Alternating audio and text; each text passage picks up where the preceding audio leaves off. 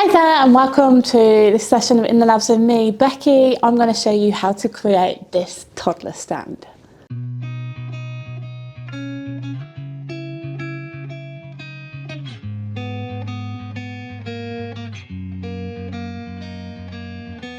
Okay, so the files that we're actually using has been given to us by Cory at Avid CNC. So thanks, Cory.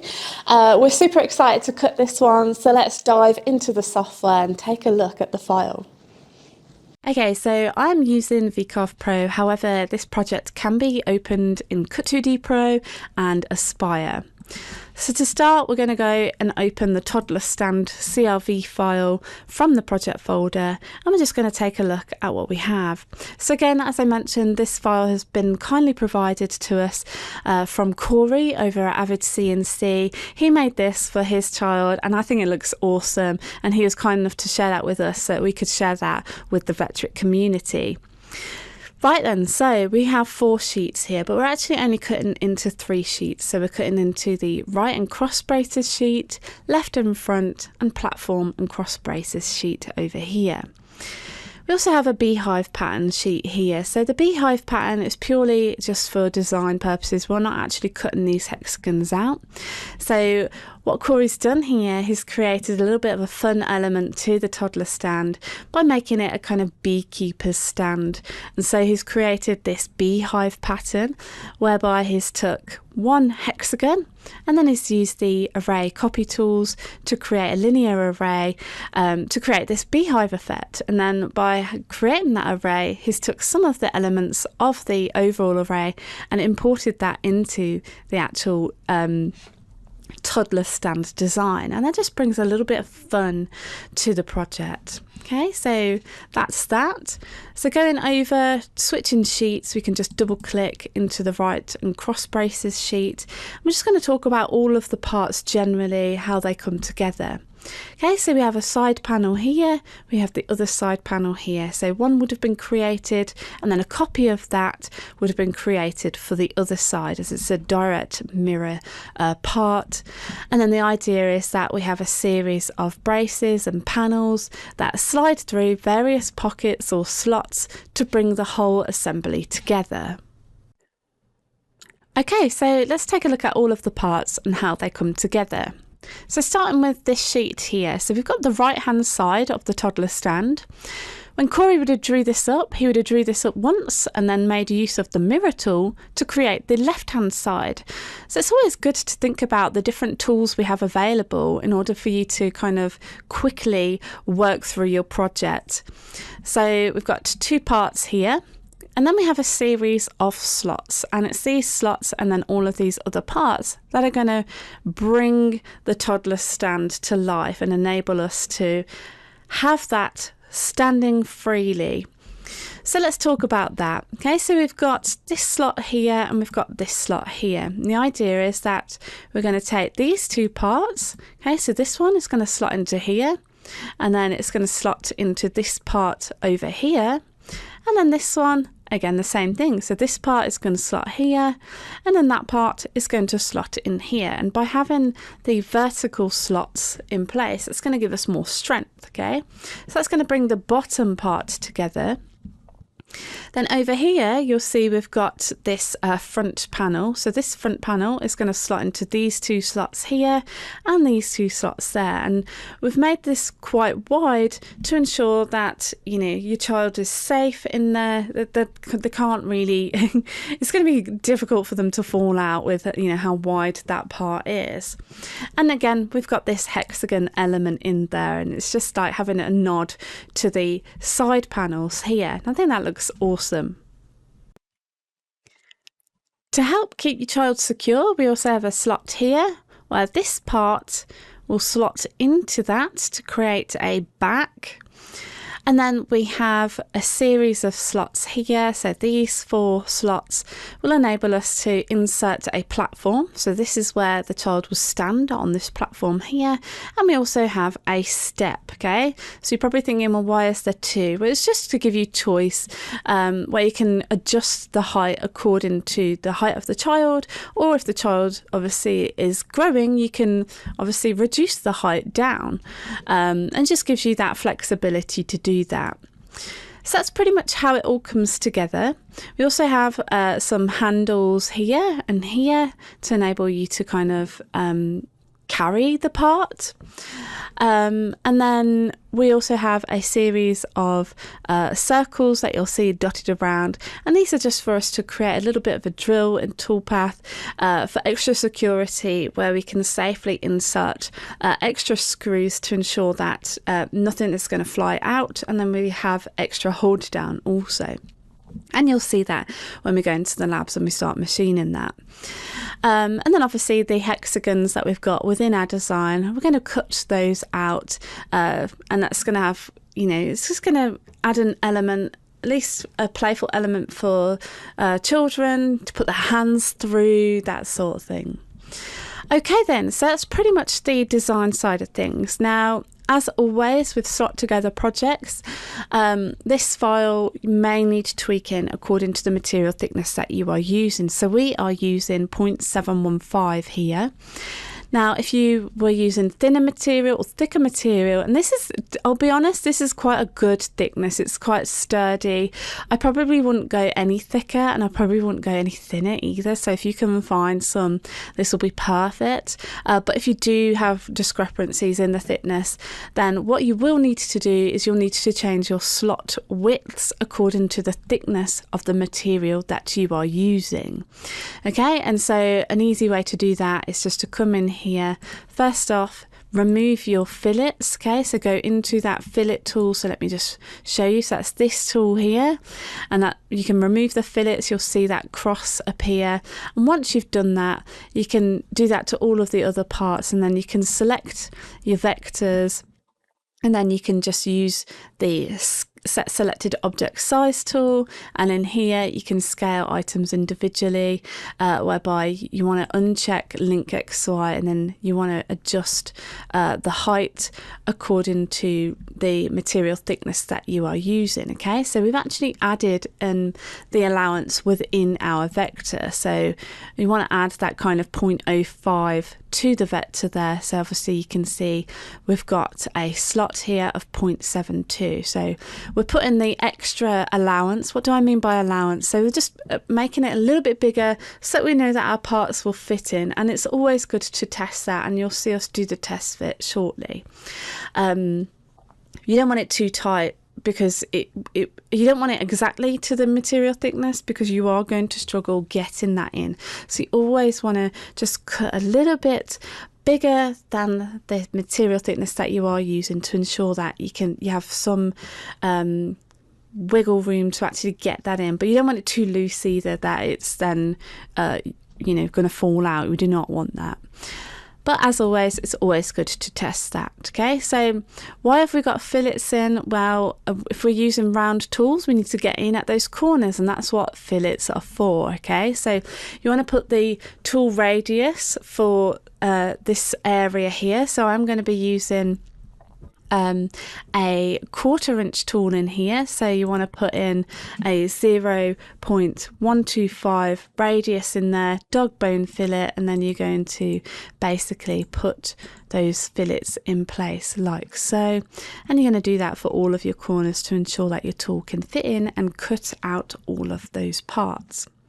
Right, and so let's switch over to the toolpath side of things to see how we're going to cut this out. Okay, so we're going to use this button here to switch over to the toolpaths tab. So we've got 3 toolpaths. So the first toolpath we're going to look at is the drill screw hole placement. So looking at my sheet and how the design is laid out, how I'm going to secure this board to my machine is I'm just going to take a look at the design as it stands. So I can see I've got an area here that's not going to be cut into, so I'll put a screw in here, I'll put a screw in the corner here and a screw here. But then going on from there, I could look at like adding additional hold down by comparing that to my design, which is why we've got these circles here. And then the idea is we're just going to do a drill toolpath to begin with, just cutting in 0.15 using a 1/4 inch end mill down cut bit, and that's going to basically create 3 holes there. Once we preview that, I can see them, and then once that toolpath's done, I can then insert screws here, here and here for extra security based on the actual design as well, so I know it's going to be safe to do that there.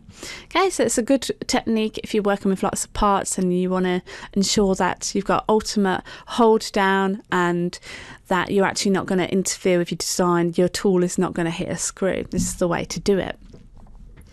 So going from there, we're going to cut out our slots. So double click on the pocket. So using a pocket toolpath here to cut out these slots. We're cutting down 0.3 of an inch using a down cut 1/4 inch end mill. Doing that in an offset strategy, we're going to throw a ramp in there. So rather than it plunging vertically into my material, we're actually ramping that in. That's just going to help with the wear and tear of the tool. Okay, so calculate that and we can preview that. If we just preview that like so, that's what that will look like.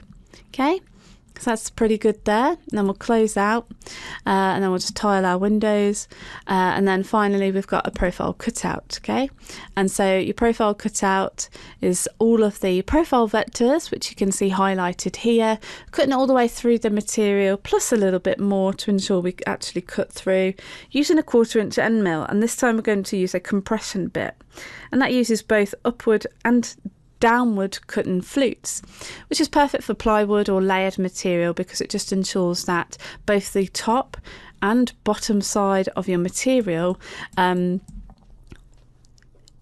it will give you a nice clean cut, and that's due to the direction of the flutes. And so the top portion of a compression bit has a down flute, and the bottom portion of a compression bit has an upcut flute, which is perfect for when you actually cut through. So the upward bit of the tool, which will be at the bottom, is pulling the fibres up so you don't get a fray coming outwards, and then the top portion of the tool is going down, so it's pushing those fibres down. So it's not creating that splinter effect where it's pulling them out. So when you are working with layered material like plywood, always use the compression bit, and that requires you to go in and think about your passes. Okay, so you want to go and edit your passes here. You want to make sure that your first pass is at the full depth, or if not a little bit more than the upward portion of your tool. So you want to measure that. In my case, that's kind of about 1/4 of an inch. So I've put a quarter of an inch pass depth for my first pass. The way to do that is just by selecting your first pass and then just editing it there. So you can put in 2.5 and then you just simply hit apply there, and it will update that for you. Okay. Moving on down, we've got some tabs in there, so that's going to hold our part in place. If you want to edit that, you can use the edit option. We've got ramps, we've also got leads, so rather than plunging directly against the vector line or the edge surface of your part, you actually plunge in on the outside and you actually lead in. That's just going to give you a nice surface there. It avoids witness marks from where it's plunging in there. We've got a ramp in there again, going back to what we did for the pocket. We're ramping in, so rather than plunging in vertically, we're actually kind of ramping in. Again, it's good for the wear and tear of the tool. So with that, you can calculate that, and we can go ahead and preview that. So we'll preview that to see what that looks like, and that looks pretty good. Okay, so that's what that panel would look like. Now I actually advise you to cut this part first. Okay, so this part you can cut out these panels, and I've also created a test pocket here, and that's just for you to check that this part can fit nicely into your slot. Now, given the size of the vectors that we're using here, this should work perfectly, but again, you should test this and then tweak accordingly to ensure that you get the right thickness of your slot according to the material thickness that you're actually cutting out.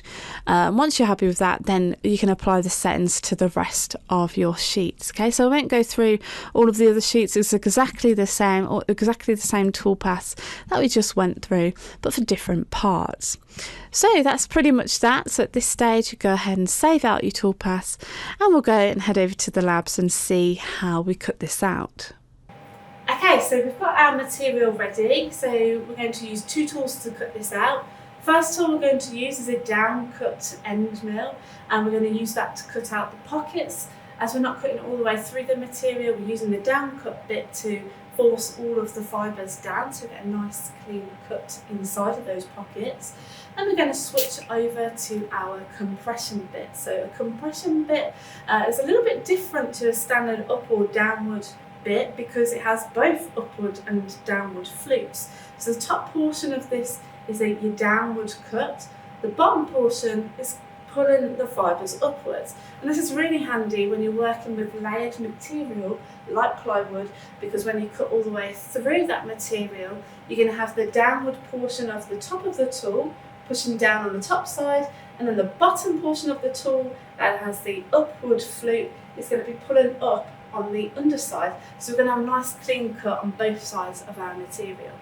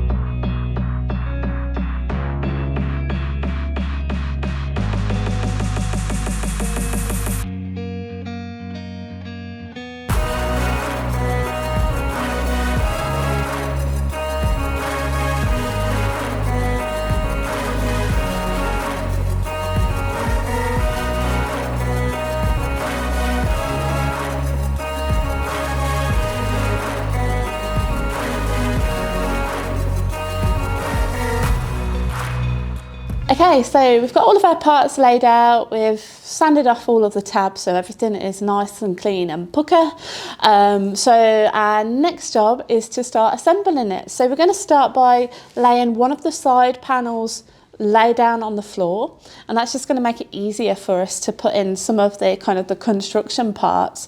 We'll then put the other side panel on, we're then going to flip it 90 degrees, and once that's stood up we can then start to put in the steps and the actual standing platform, and that should be it. So it's quite a simple assembly job here, so we'll crack on with that and then we'll come back and see what it looks like.